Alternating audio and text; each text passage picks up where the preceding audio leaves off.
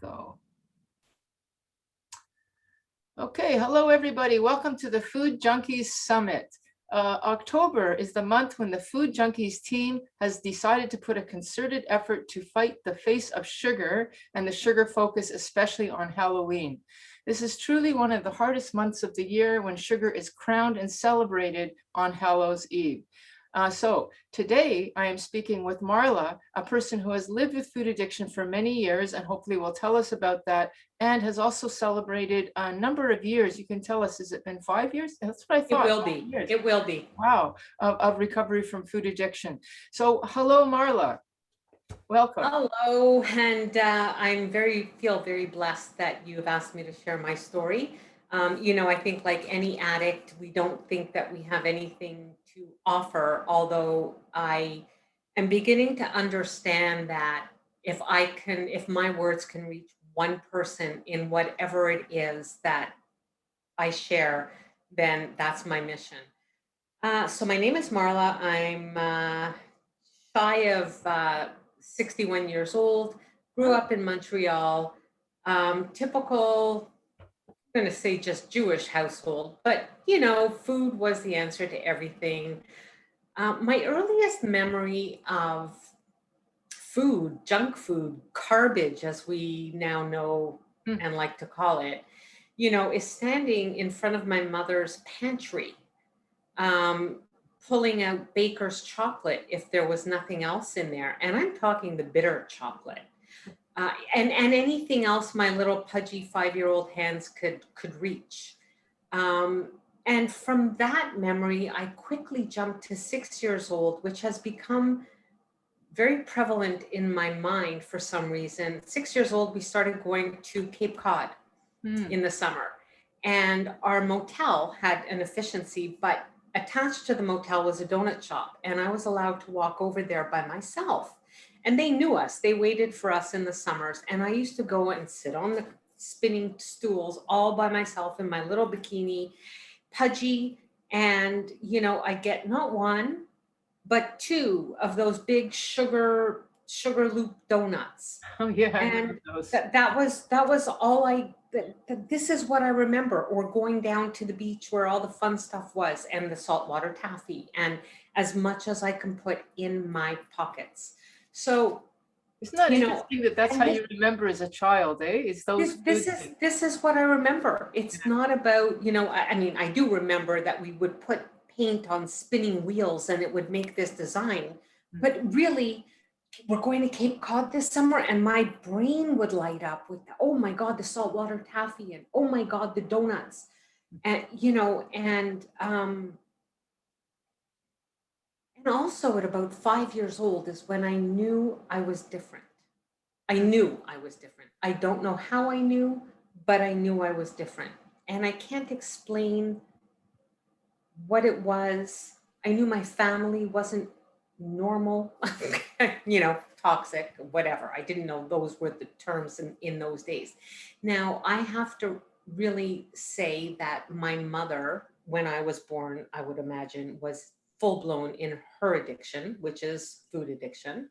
And to this day is still full blown in her food addiction, and has never sought any kind of help other than, like a Weight Watchers, or she had opportunities for everything. So fast forward, as everyone else, I used to hang out at the friends who had the best food. I used to want to go eat lunch at the Noel's family, on Saturdays, because they had a box of Kraft dinner and bologna sandwiches on white bread and maple leaf potato chips. We didn't get that at home, so that was where I wanted to be. Um, Always candy. My great uncle owned a penny candy shop. Uncle Max, my grandmother's brother. And I used to go there, and he used to give me one of those little, I guess they were the 10-cent paper bags, and you can fill them up with penny candy. He used to give me the big ones, and I'd fill it up, and that wasn't enough. I would steal from him. I would steal black balls and Swedish berries. I could see myself doing this, even though he was giving me a big bag. It wasn't enough. I knew it wouldn't be enough. Um, And you You knew know, that you were different because you didn't see other people doing that. no, Yeah. it wasn't like that. They had enough. They had enough. I'd walk to that store with my friends, or we'd ride our bikes there, and they'd get a 5-cent bag Huh. of penny candy, and they were happy. I knew it wasn't enough. And half of it would be gone before I got home.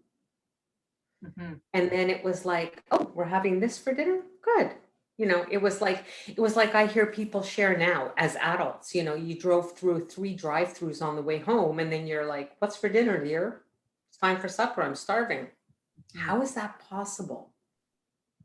Um, as a teen, all my extracurricular activities, where I went skiing, what movies I went to see, um, where I hang out, where I went roller skating, all dependent on which had the best food, the best junk, the best, if we were going skiing at Mount St. Anne, it was like, oh yeah, they have the best fries. Or if we were going wherever, it was, oh yeah, they have the best whatever.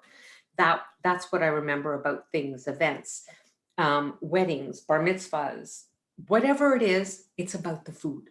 It's never about the people, the company, the activity, the fun. I didn't know how to have fun. I didn't have joy. For those of you who don't know Vera Tarman very well, I just watched her doing a dance in celebration of something, and I just thought she's just living her best life out loud. Like, I never did shit like that. It's just, I was uncomfortable. I was uncomfortable being me because I had been pushed down and shot down so many times. And there's so much. It's not just, we're not just food addicts because we like to eat. We're food addicts because first of all, I do believe that I'm wired differently already, and then it's genetics, and then it's, you live what you learn, and then it's life, as my friend likes to say, um, you know, learn how to be who you were before you were effed up. Mm. Become uneffed. Mm. Russell Brand, become uneffed. And I don't know how to live life on life's terms. Never knew. So I can't be happy. I can't be joyful. Because when I am, people are going to laugh at me. People are going to make fun of me. People are going to judge me. I had a mother who told me my neck is short and fat. I shouldn't wear Mm. small earrings. I should wear long earrings so they elongate my neck. Mm. Things like that. These hurt a child. So, if I go out without a scarf or long earrings, I feel like everyone's staring at my big fat neck. Right? You know, and it gets worse, as I'm sure many people who are listening, Mm. the more we go through this. So what do we have? We turn to the food because it's the only solace we know. Mhm. I always say my food was my Saturday night date. I mean, forget about every other God, night. wow. You know, I haven't my heard that before. I love that. at the age of dating, my friends were out on dates, and I was either going out to eat with other food addicts and Uh-huh. stuffing our faces, and then I couldn't wait to get home to start on my binge foods, that I knew I had in my apartment. Wow, I Uh, just wanted to, sorry, my, my food was my Saturday night date. Wow, yes, I love. yeah, that was my date. It was date night, because that was special binge food. That was like the ultimate. That was like kernels. That was all the good stuff. Going to the Jewish bakeries where I loved the dry cookies. Those were my specialty items on a Saturday night, you Uh-huh. know. Um, and it would be going out for dinner for something, really, really, really over overabundant in volume. And, and this is just what I knew. This is what it kept me happy. For a moment, it fixed everything Did for a you moment, but I didn't understand that. did you ever turn to smoking cigarettes or drinking Oh, or doing other drugs? September 1st will be 10 years that I've stopped smoking cigarettes. I started really earnestly when I was about 13, like I was a full-fledged smoker at 13. Oh. I think the first time I smoked pot, I was 15. I mean, I smoked pot like, every other, I never abused it. I tried cocaine. The first time I tried it, I said, "Oh, no wonder people get hooked to, on this," but I didn't. Um, Drinking, listen, I grew up in a party city. I grew up in Montreal. I Uh, drank. I was a good drinker on Thursday nights, Friday nights, Saturday nights, but I wasn't a drinker otherwise. Do you think that If I, do you think that the food might have saved you because you had this relationship with food that prevented you from? I like to think that, but no, my father was an alcoholic. His brothers, and they were all heavy drinkers, and so I liked being drunk because it helped me be free. I could go to a club and I could dance when I was drunk. I wouldn't dance if I wasn't drunk because people in my head, Mhm. people were staring at me going, "Look at her. She's fat." The whole, I mean, Yeah. I still don't love myself to where I want to be, but I hated myself. I hated everything about me. I was embarrassed about myself. Mm. I it was like, I've never, up until I came into a 12-step program, I never knew what having an intimate friendship, relationship, Mm. whether it be work, family, friends, female friends, male friends. I mean, I lived with someone, for 14 years, and I thought I was in love with him. There was no intimacy in the sense of an intimate it was everything in my life was surface because I didn't know how, because I wasn't worthy. Mhm. I wasn't worthy, and I really didn't know how to go about finding it. So I just kept using the food, That you kind of know. gave you your intimacy in a way. Would that be Yeah, fair to say? yeah, Yeah. and yeah, like professional dieter. When I decided to diet, Mm. there was no stopping me. I could do it on willpower. I would know my plan, and that's what I would do. And I would take it off, but that's where it stopped. I'd reach my goal weight, I'd fit into a pair of pants for an hour, and then, so my closet ranged from, let's say, a size 14 to a size 24. Mm. And of course, you never want to get rid of the clothes. And Right. it just got worse. It got like, I didn't think it could get any worse. And then I moved, not the geographical cure, I just was miserable in Montreal job wise. And I moved to Ontario, and that's when my food addiction really, I think, really morphed. So from the age of 28, I moved here in 1988, and I'm going to say by the age of 35, I was at the height of my food addiction, and it lasted for at least 15, 16, maybe 17 years. So Like, there was no, how could it get worse? Like what was a day in the life of Marla? oh, Vera, it was literally that I ate one time a day, literally. Oh, From the right. time I put the first bite in my mouth, and that could be on my way to work, Huh? I'd stop and I'd pick up. If I was taking the bus, I'd stop and pick up one thing. If I were driving, it would be a whole other thing. But there would also be stuff in my drawer, not lunch. I never packed lunch, God forbid, but I packed crap to put in my drawers, to keep in my bag. And I didn't stop. I would literally eat all day at my desk, go for lunch, have a not healthy lunch. I mean, I would eat salad. I'm a salad lover, as you well know. Mhm. Always have been. I love my fruits and vegetables. But I would much prefer to eat shit, crap, garbage all day long. Mhm. Chewy candy, crunchy candy, dry cookies, you know, whatever it was. But where it got worse was, I dined on the finer stuff, you know. And then when did it get worse? It got worse when I started going to the dollar store so I could get even more for that money. It didn't have to be Colonel's popcorn anymore. It Mm. didn't have to be Cinnabon cinnamon rolls. It didn't have to be the gourmet pizzas. It didn't have to be, I don't know, Laura Secor's Butter Crunch. It could have been some crappy crap from the dollar store. That's how it got worse.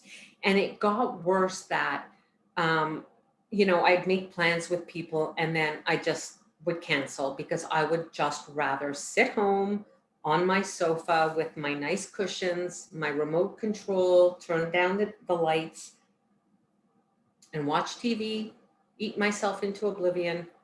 But if I go back in 1979, 80, I went to Israel. I spent 9 months on a kibbutz. I lost weight. You have no choice because you're active, you're running around, you're working like a dog, you're going to school, it's hot, you're partying, you're working hard and you're partying like an animal. And you're walking, 4 kilometers a day when you never walked anywhere in your life. And so I lost about 40 pounds and and from there I went to Denmark. And of course I started eating, the afternoon sandwiches and Yeah. I discovered, so I was fine. And then I flew to New York to surprise my brother for his graduation from university there. And we went out in celebration to probably the best restaurant in the world, to the Palm. And my brother and I shared a 7-pound lobster and a rib steak. Now I hadn't eaten food like this. And Vera, I was full. And this was the first time I found my way. I went to the bathroom. I stuck my finger down my throat because I couldn't eat anymore, but I wanted to finish that food. Mm. And I came back to the table and I continued eating. And then it started, the binging and purging and the binging and purging. And I was 21 years old. Mm. I was never a purger to the point where my teeth rotted or I hurt my esophagus. I mean, it hurt, but I didn't do any internal damage. Mm. And I was told by an eating disorder doctor that, quote unquote, I've never seen a fat bulimic before. Oh my God. Yes, yeah, this is what he told me here in Toronto.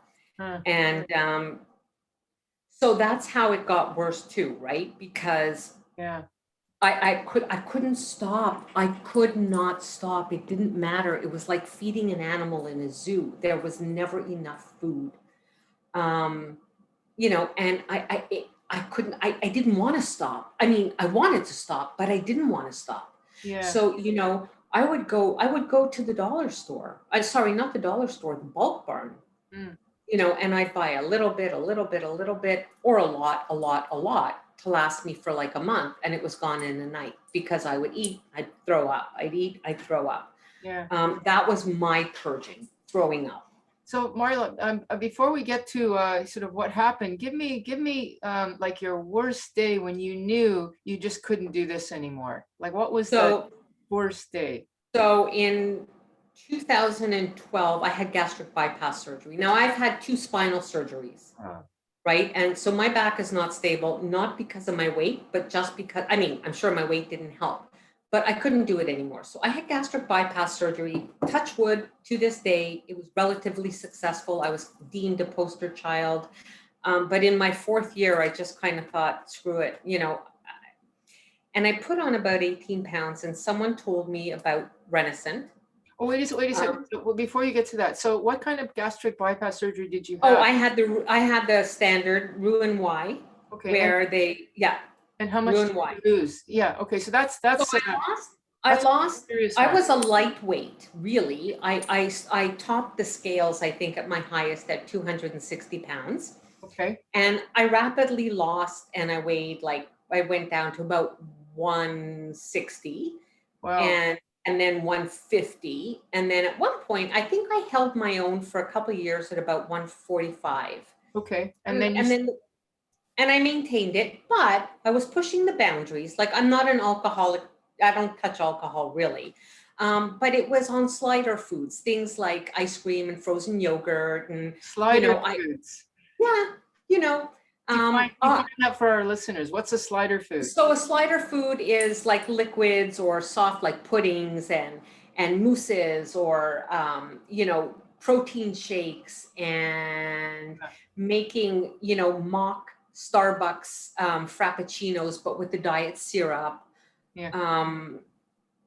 Things like that, or going and getting the frozen yogurt because it's better than ice cream. popcorn. Right. Now, I have not touched a potato chip since 2012, and those are my kryptonite, Hmm. right? But I've eaten everything else, but I still have not touched a potato chip. Okay, so you were like around 155, held your own for a couple of years, and then the slider foods, I Yeah, guess you they started to kicked gain in, weight. right? Yeah. Yeah, and I couldn't stop, and it was like I realized there's something wrong with me. The restriction is still there. I couldn't eat more than 3 ounces of protein. If I did, I would throw up because there was just no space for it. Wow. But I could eat, a 30-ounce tub of frozen yogurt, Wow. so I thought there's something going on. And in talking to people in my bariatric support group, I was told about Renaissance. And because I couldn't, I started like really, Vera, I couldn't stop. It got to the point where I really knew that there was something wrong up here in my head. It Uh-huh. had nothing to do with the restriction. It had nothing to do, like I was a maniac. I was an absolute, can I swear, you can bleep Yeah, it yeah, out. I was yeah. a fucking maniac. Uh-huh. Had no, I had no consciousness, no conscience of my craziness. You know, I would be yelling at computers and like Uh-huh. my poor dogs. My dog wanted to be out sniffing like we went for long walks, but at night, which is my time to lie on the sofa and binge my face off on slider foods and watch TV, my dog wanted to be outside sniffing blades of grass. Uh-huh. And I couldn't pick her up and carry her in. She was a 75-pound dog. And I'd yell at her, come on, get the fuck inside. Uh-huh. Well, I made an amends to my dead dog. Uh-huh. Like that's what I learned. So I found my way to this incredible project, a pilot project in food addiction recovery, led by the infamous, famous Dr. Vera Tarman, who changed my life literally. I found out about Renaissance. I had no idea what it was. Someone said, just call, they'll do the intake. And it was at a very horrible time at work, very toxic. Hmm. And I remember being on the phone with, if you told me her name, Petra, I think it was, Yeah. for about a 45-minute or hour intake. And she said to me, my dear, you are a food addict and you qualify for this program. I will tell you, from the till I walked in to Renaissance at probably 10:30 on September 12th, I believe it was, 2016, even walking through those doors, even the first day, I said, I don't know if this is for me. I don't know if I'm really a food addict. Now, am I a food addict? When I came to you for my pre-entry blood tests, urinary, everything, from the time you weighed me, in 2 weeks, I put on 20 pounds. Wow. I ate like I had 5 a-holes and 3 stomachs Hmm. because I heard there's no flour, sugar, no wheat, no grains. You weigh my food, I have to adhere, blah, blah, blah. And I thought, there's no way. And I have not touched flour, sugar, wheat, grains from the day I left there, Wow. which was October 3rd, I believe, will be 5 years. That's amazing. Congratulations on 5 years. But Thank you. before we move on, tell me what it was like that first few days of, I mean, there you were binging, saying goodbye to all those foods, and now the next few days, there's none of that sugar and all that stuff. What were those first 2 days Oh, like? I had a lot of anger because what most people who go into food addiction centers are not put in with drug and alcohol addicts, where so the worst part for me was watching those fuckers eat all my binge foods. We had to stay in the same room as them, and it was brutal. On the way to bring my dishes to, that was the hardest part for me. Uh, And yeah, I love just colorful. just for listeners, yes, this was a program that was for drugs and alcohol, and then this pilot, which included food. Yes. And the people that were alcoholics and cocaine addicts, whatever, they were still able to eat that food. But So not no, only did they have their cupboards of their own foods that they brought in, their yeah, sweets, their chewies, all the things, they got made beautiful meals. They got homemade pizza, they got all these things, and snack time they had homemade cakes, cookies, sandwiches. And here, us five little food addicts at our one little table in the corner with the scales yeah.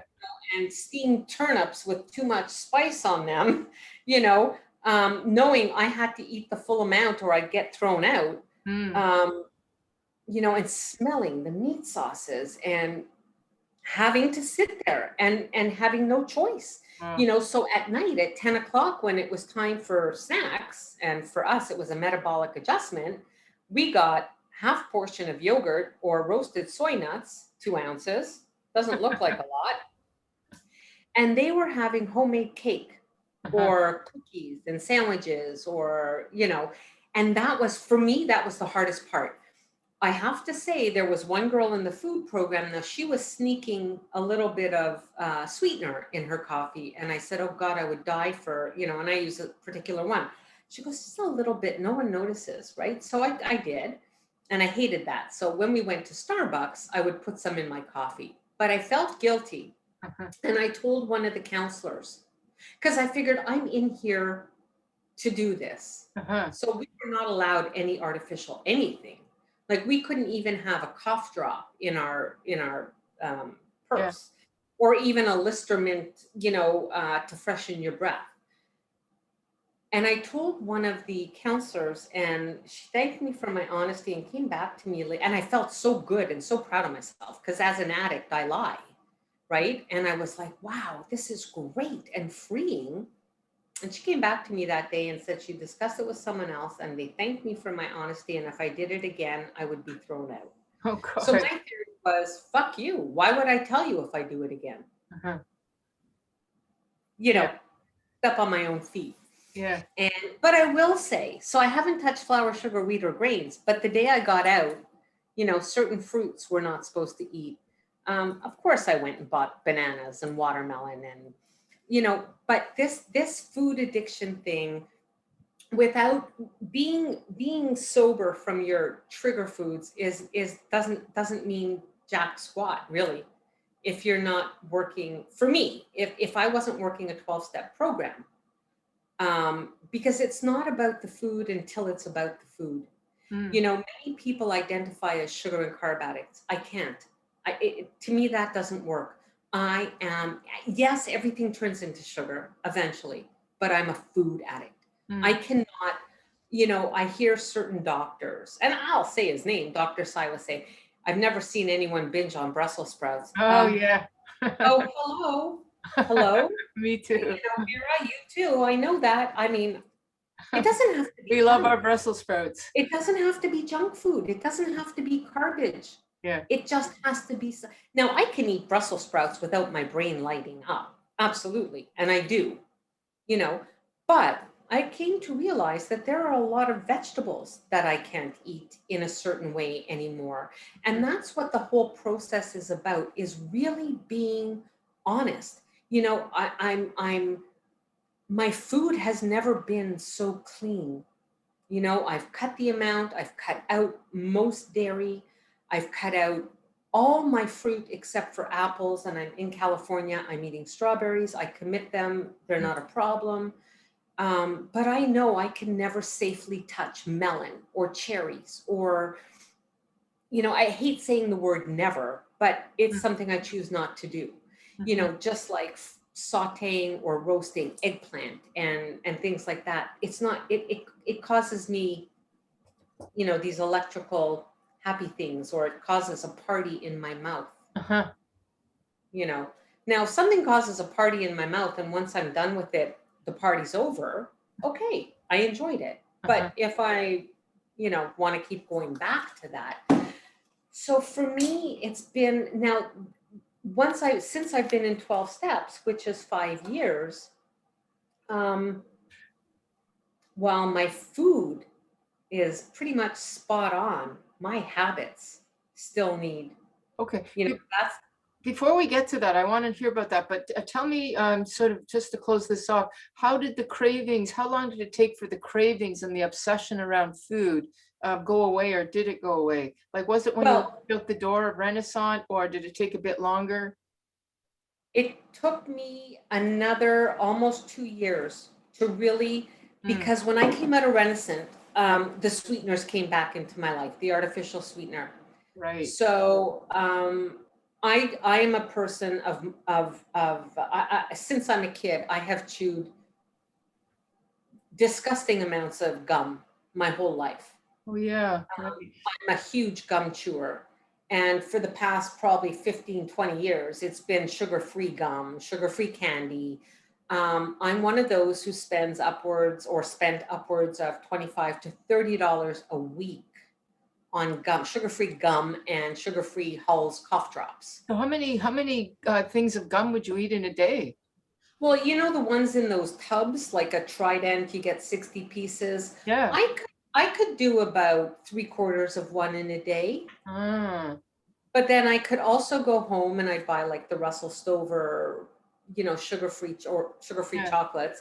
And I'd put them all over my house. They'd be in the glove compartment of my yeah, car. They'd be everywhere. yeah. And, everyone said it's the sweeteners. And I said, it's not the sweeteners. I don't eat that much. I put it in my coffee. Ah, On September 1st, 2018, you, for the first time, did the September sugar-free challenge. yeah. And and we were very small then. This was a very small Facebook group. And I knew most every one of you, and most of us came from Renaissance. Mhm. And everyone said, "You're joining?" And I'm like, "Nah, I'm already off sugar. What am I gonna Ah, give up?" Right. And literally at the 11th hour, August 31st, 2018, at 11 o'clock at night, I said, fuck it. I'm going to join the challenge and I'm going to give up sweetener. wow. I had about 1,000 packages of sweetener in my house. I had tubs of gum everywhere. Wow. And I said, yeah, I went to bed and I said, yeah, okay, I'll wake up in the morning. I'll put sugar, I'll put sweetener in my coffee. I haven't touched it since. Not Wow. in any form, not in any. I do remember calling you once in a panic or messaging you saying, oh my God, I bought yogurt and I tasted it. And it was, by mistake, I bought the vanilla, the Greek Mm, yogurt vanilla, and I yeah. thought I broke my abstinence. I was freaking. And I remember you saying it's an honest, no, it didn't, but it was gross. Mm, Like, now I am so off sugar that anything other than a Granny Smith apple is too sweet for me. yeah.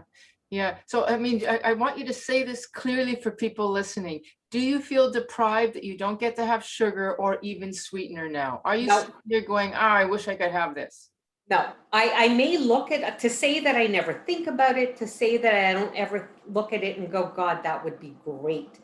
It doesn't cause me obsession anymore. Hmm. You know, it really doesn't. I can look at it and I may want, I would love to, like, I say to myself, oh, just one bite. But no, I have no desire. Yeah. I eat, my food is so glorious. But there's also so much, there's also, you can go too much the other way, where I started eating, I cut my, some of my salads, I was having trouble with my stomach. And so basically steamed green beans, asparagus, butternut squash. And I started feeling a little bit deprived. And because I saw I need a little more variety. I remember you And saying so that. Yeah. so I found a little more variety. I called a food counselor and I said, I need to change things up. I'm afraid, like, I was going away. I came away to look after my brother. I said, I don't want to feel that, there's all kinds of fruits in the house for him. He needs to learn to eat healthy for his heart, but I'm okay with him having this stuff. Yeah. you know um I'm in the land of fucking more food than you can ever imagine. Every single favorite junk food I've ever loved is here in America. Hmm. I Yeah. walk into stores, like, this is my first time in the States where I can't go and have something that I basically grew up with. So I walked into a store and I was like, holy shit. But you know what? I'm good. I'm good. The only thing, Vera, honestly, when I see someone eating a soft serve ice cream from McDonald's, Hmm. if I'm not spiritually fit, if I'm not feeling peaceful, I want to slap them and grab that ice cream from them and eat it. But you You know, never have. but I never have. And Just and by the grace of God, for by whatever it is out there that yeah, helps me, I never will. I never want to. I yeah. don't feel deprived. I eat so much. I eat so well. I eat so beautifully. Mhm. I don't even like to go out to eat. Yeah. So you were saying earlier, I interrupted you because I wanted you to finish about the cravings, that you mentioned spiritually fit, and you mentioned that it wasn't just about the food. And I think you were going to start talking about what you got from 12 step or working on Yeah. other stuff besides the food. So do you want to tell us a bit about that? Sure. So it's not about the food until it's about the food. Yeah. And it becomes about the food when we can.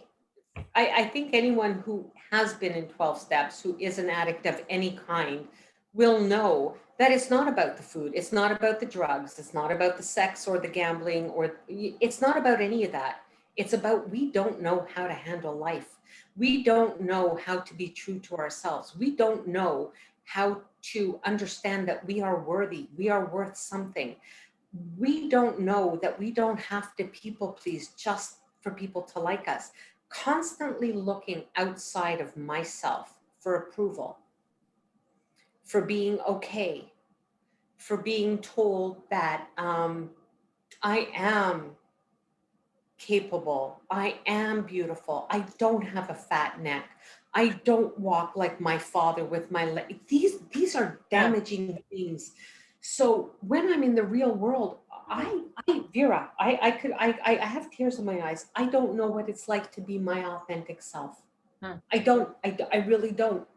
And 5 years in program, and I still don't know, or I'm still afraid to live my best life.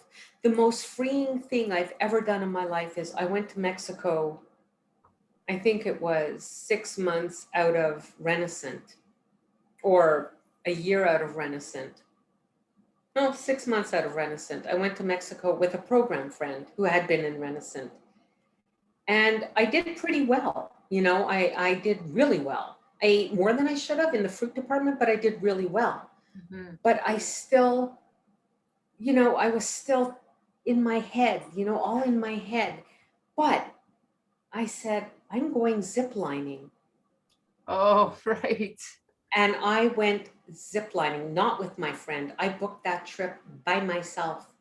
And it was the most fucking amazing, freeing. I was screaming like a maniac. The smile on my face, the rush, the adrenaline, I don't know if it was dopamine or serotonin, but I can still feel that excitement now Oh yeah, that was of dopamine. what it was like, and I had no fear. I had no self um, conscious. I wasn't self conscious about, my extra butt, hanging out of the holsters.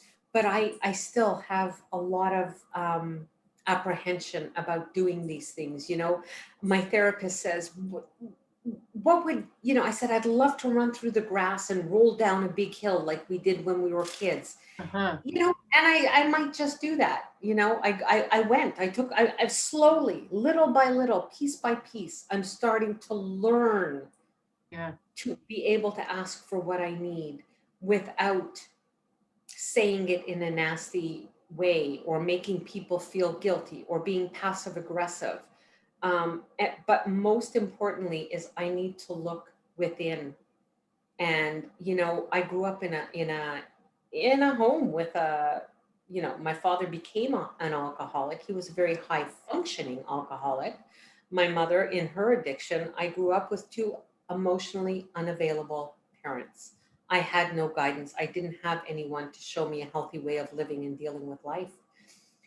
But I can't keep blaming, and I can't keep living I still have a lot of work to do with my mother, on my mother, about my mother. Mm, I don't know if it'll happen in her lifetime, but it's okay. But learning to look inside and taking that look at ourselves, at our part, at what we've done to people, at mm, what we've done to ourselves. I could be sober for the rest of my life, but I will not be happy. I will not know what it means to be happy. It's I'm here with my brother, who we've had our ups and downs. We didn't talk for almost 2 years. 2 years ago, I wouldn't have spit on the sidewalk as he walked by. mm, He had open heart surgery, and the first thing I said is, I will be there to look after you. mm, Well, where the fuck did that come from? mm. It That's, didn't come from me. yeah, it wouldn't have been It you came from before. program. It came from my higher power. It came from the people. And that's the other thing, the fellowship, the Mm, people that you meet in program. No one else is going to understand my addiction like you understand my addiction. mm. Nobody, nobody. And they're not going to understand my spiritual, my need for spirituality. Mhm. Let me ask you, one of the questions that people who are looking at what we do is they say we have too much focus on food and recovery and all that kind of stuff. Do you feel like this has been a freeing experience, or that you're still in a box, but just a different box? I'm finding my way out of the box, but I cannot be without a 12-step program. I don't want to be without a 12-step Uh, program, because without that, I will lose connection. I mean, there are a lot of recovery groups that are not 12-step based. And there's one that I go to on a fairly regular basis, but it is still very recovery oriented, yeah. which I absolutely love. And one of the two people that run it alternately, or they take turns, are both themselves addicts. I think both have been in, or maybe are in, 12 steps, or decided it's not for them, but they don't they don't push against it or for it. I'm not a believer of moderation. I don't think a food addict can moderate. So if you're joining a recovery group that says you can have a little bit of ice cream today, or instead of you can commit to your, for accountability partner, that I Yeah. really want to have ice cream today, so I'm going to have a weighed out portion, because for me, Yeah. well, let me just say it like this. I'm going to eat the whole fucking carton. If not today, and not tomorrow, and not next week, I'm going to eat a fucking carton in a month. Uh-huh. Same thing happened to me with the nut butters, right? Oh, I yeah. can't. I can't. Right. So someone who says I'm addicted to bread, okay, maybe they are, and maybe they can just stay away from bread. I got to stay away from I can't. Abstinence for me is the only way. And it doesn't feel It, restrictive to you. no, no. And the other thing is that it's okay. I'm here. I'm eating strawberries. Now, I never put strawberries on my no-fly zone, right? Mhm. Um, Nuts are on my no-fly zone. If I eat nuts, it's a kind of a break in abstinence. Although I did tell someone, if I'm ever stuck I told my food buddy this, if I'm ever stuck in an airport Mm, and I'm on a 15-hour layover and there's no food anywhere, I need to eat something. mhm, And if roasted nuts are the only thing that are there, and I can't get an egg, or I can't get a piece of cheese, I will have those nuts, mhm. but I will not have a piece of toast. Right. So I need to look at, and I don't know if I can mention, I'm going to mention, you can cut them out, Chrissy Yeah, yeah. and Ollie, um, harm reduction. So if my options are eating a piece of bread or having nuts, Mhm, my safest bet is the nuts. mhm. Because when I get home, as long as I don't bring those nuts into my house, I'm not going to have a problem. But Yeah. that bread will kill me. Yeah. Okay. So just in terms of your life in recovery now, of which you've had 5 years, and it's my experience in watching you develop is it's been cleaner and cleaner and cleaner over time. And your latest one was what, that you're cutting out more dairy, I think you said. Well, I cut out, so I have problems with now you know me, I was eating 20 to 24 ounces of vegetables at dinner. So Yeah, I was eating pretty much, the 40 ounces of yeah, vegetables a day, sometimes a little yeah, more. yeah. Yes, with a gastric bypass stomach. Yes, absolutely. And I could have eaten more Mm, without, but I started having a problem with my stomach. So I cut out yogurt and cottage cheese and all that stuff for a while. But the yogurt was never a problem in the morning. I cut it out twofold because my metabolic adjustment at night was also yogurt. mm. But That's four what, ounces cut that out. my 4 ounces became 5 ounces, Yeah. became 5.5, became 6, became a whole other meal with nuts or with apples at the time. I now only eat fruit. I eat an apple in the morning with my breakfast. I don't ever eat it any other time anymore. Mm, I cut out. So the thing is, I don't keep hard cheeses in my house because I will binge on them. mm. And they may cause, I don't know. I don't know if I have a lactose intolerance. From what we tried, I was fine. I keep feta and goat in my house, 2 ounces maximum ever a day. Mm. I'm fine with that. I don't drink regular milk. Mostly I have cashew milk if I'm having anything. Um, I could have yogurt, but I choose not to. When I brought it back into my breakfast, I thought it's not satiating anymore. Uh-huh. You know, so my breakfast now is a hard-boiled egg, 2.5 ounces of chicken or clean sausage or some kind of protein, Yeah. and my apple and some fat. And I'm never been so satiated in my life.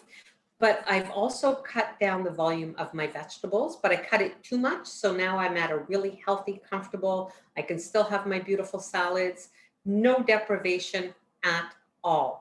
Okay, wonderful. And June 20th, I think it was, is 1 year since I've eaten anything after dinner.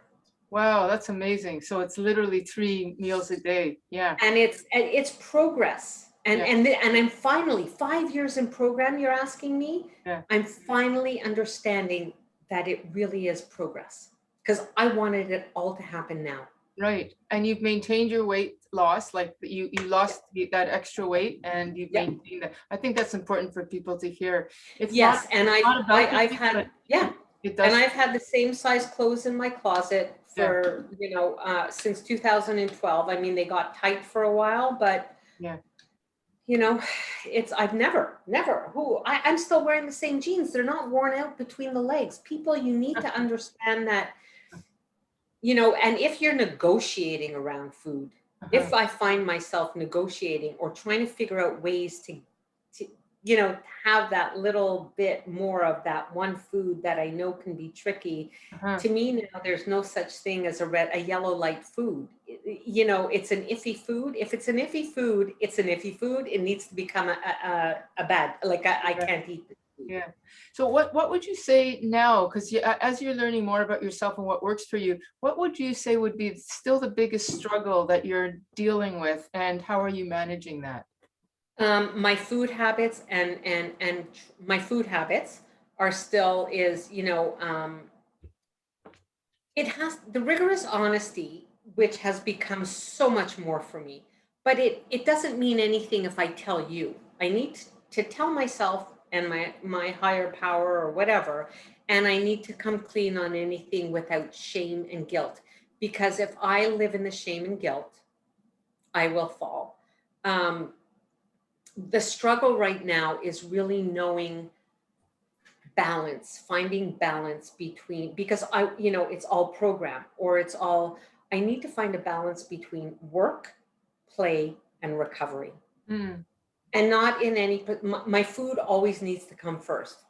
If I don't have my morning routine of prayer and meditation, I can do it as I'm driving in the car.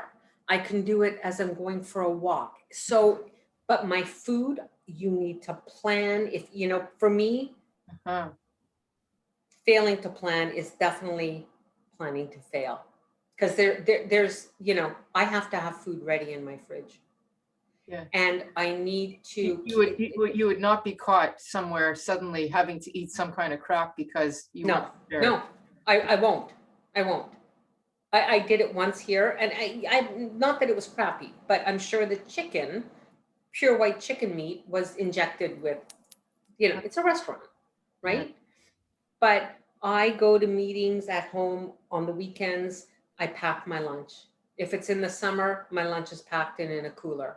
If I go out on a Sunday to the beaches, or I want to go for a walk and be aimless for my day, my lunch is packed. Mhm. Unless I know I'm going to be on the Danforth and I can get a clean meal, which I don't prefer, but Okay. my lunch is packed. My lunch is always packed. Okay. So your struggle, just to summarize on that piece, is that you're trying to find balance between work and program and fun. And fun. Yeah.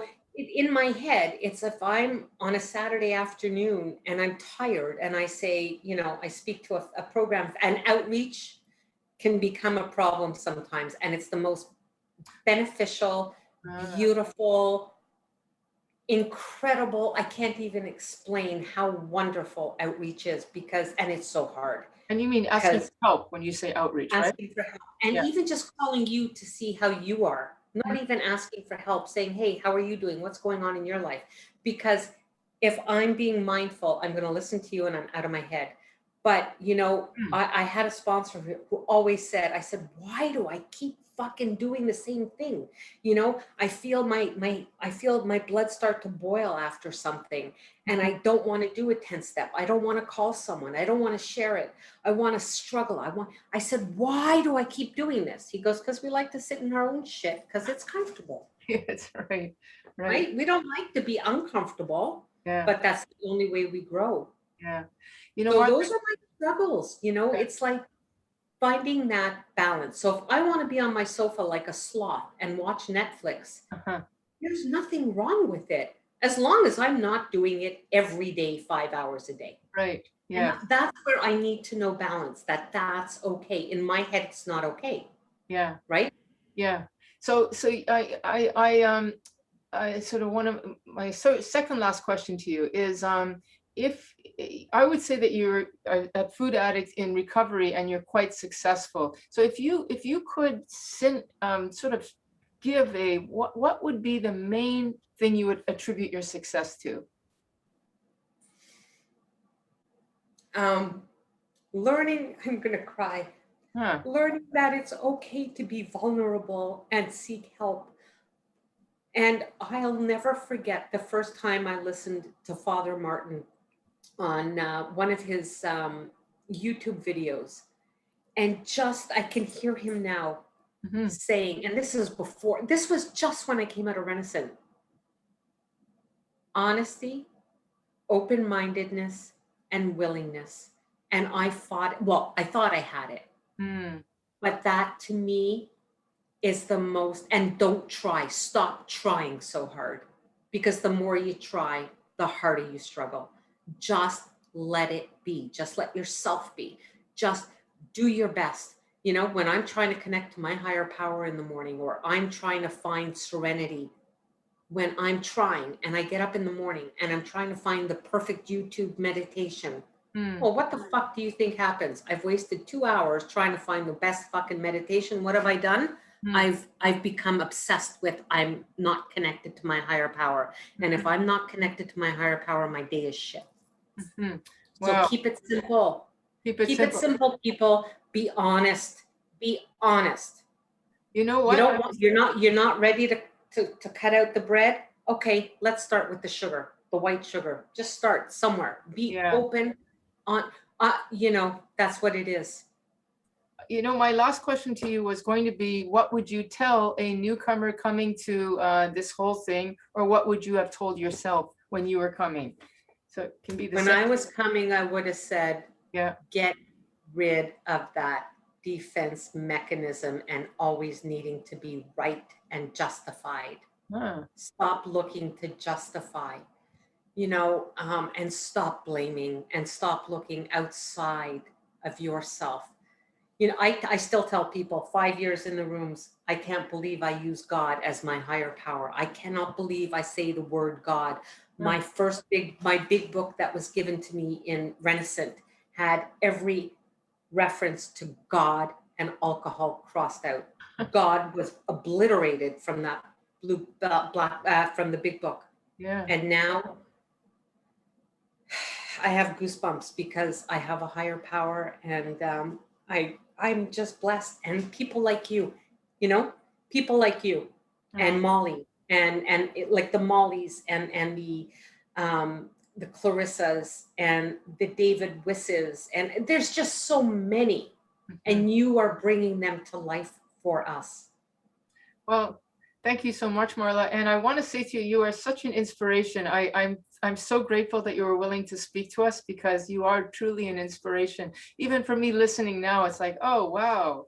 I mean, this stuff works. And, It's so hokey. As hokey as it is, it works if you work it. And I know when I'm not working it. And you know when I'm not working it. Yeah, yeah. And thank you. Thank you for speaking today. And also thank you for all your input into the Facebook group as well. It's always welcomed.